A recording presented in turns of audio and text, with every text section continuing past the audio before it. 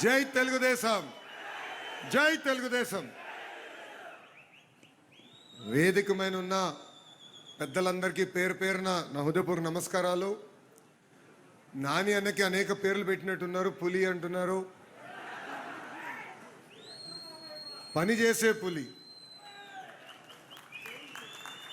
అదేవిధంగా ఇన్ఛార్జ్ మంత్రి గారు ఉన్నారు. అన్నగాని అన్న ఎప్పుడు చూసినా నవ్వుతానే ఉంటాడు.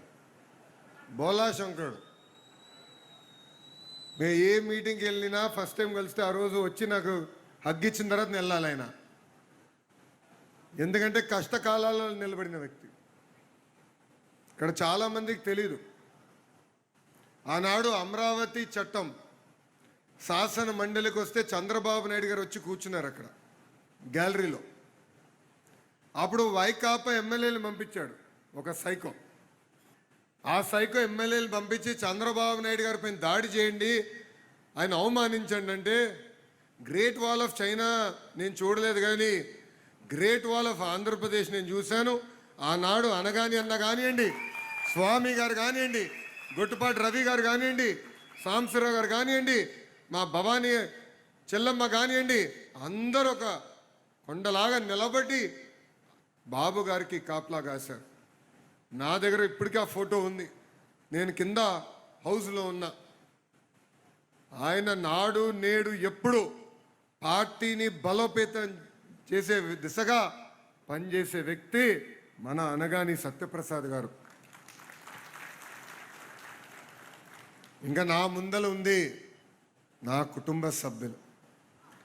ఎత్తిన పసుపు జెండా దించకుండా, మడుమ తిప్పకుండా, ఎన్ని కేసులు పెడతారా పెట్టుకోబోండి, మీసాలు తిప్పి రా రా అని పిలిచిన ఏకైక కార్యకర్తలు తెలుగుదేశం పార్టీ కార్యకర్తలు.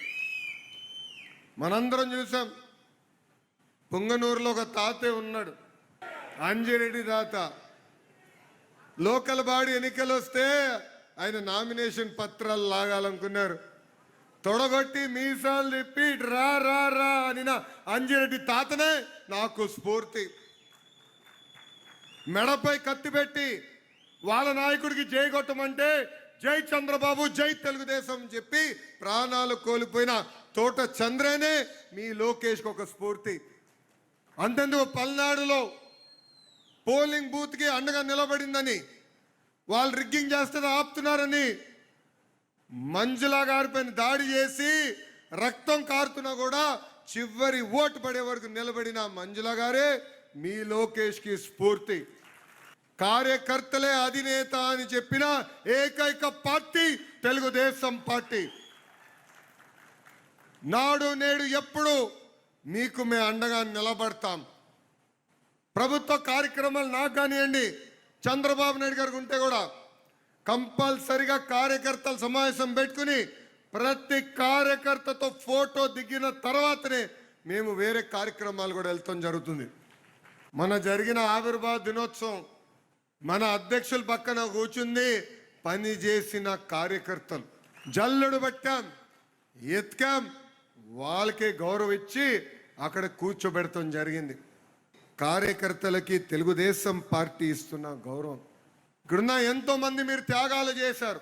అందుకే ఎవరు ఊహించిన విధంగా 94% స్థానాల్లో ఎన్డీఏ ప్రభుత్వం కైవసం చేసుకుంటాం జరిగింది.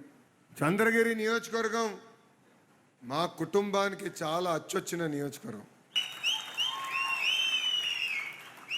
చంద్రబాబు నాయుడు గారు రాజకీయ ప్రస్థానం మొదలైంది ఈ పుణ్యభూమి నుంచే. నా యువగలం పాదయాత్రకి టర్నింగ్ పాయింట్ కూడా ఈ పవిత్రమైన భూమి. అంతెందుకు ఆనాడు చంద్రబాబు నాయుడు గారిని అరెస్ట్ చేసి జైల్లో పెడితే నిజం గెలవాలి అనే కార్యక్రమం ప్రారంభించాలని మేము నిర్ణయం తీసుకున్నాం. అప్పుడు నాకు ఫోన్ చేశారు, ఎక్కడి నుంచి మొదలు పెడతామంటే చంద్రగిరి భూమి నుంచే మొదలు పెడతామని చెప్పాను. 24 గంటల ముందర చెప్పిన, ఎవరు ఊహించిన విధంగా పెద్ద ఎత్తున మీరే తరలివచ్చారు. మా తల్లిని మీరు నా గుండెల్లో పెట్టుకుని కాపలా కాశారు.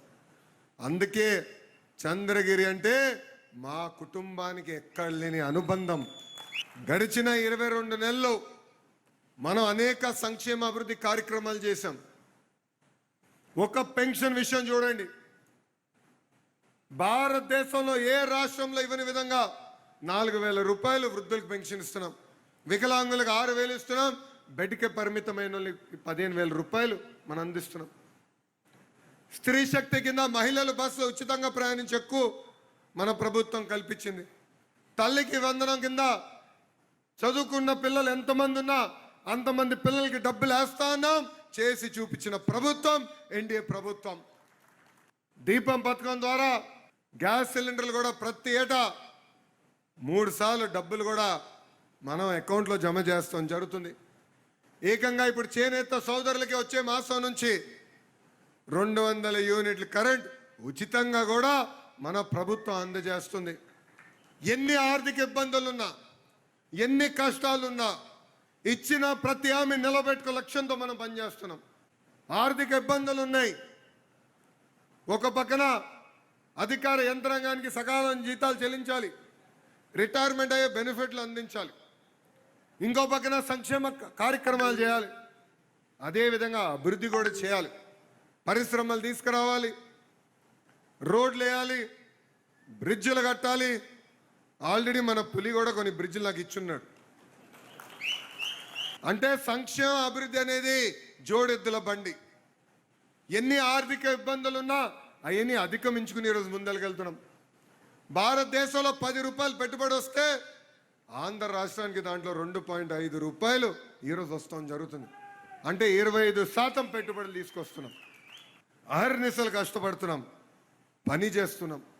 ఎవ్వరు ఊహించిన విధంగా మనం చరిత్రలో నిలబడబోయే విధంగా 150 రోజుల్లో డిఎస్సి పూర్తి చేసి 16,000 మంది ఉపాధ్యాయులు కూడా మనం పోస్టులు కల్పించాం.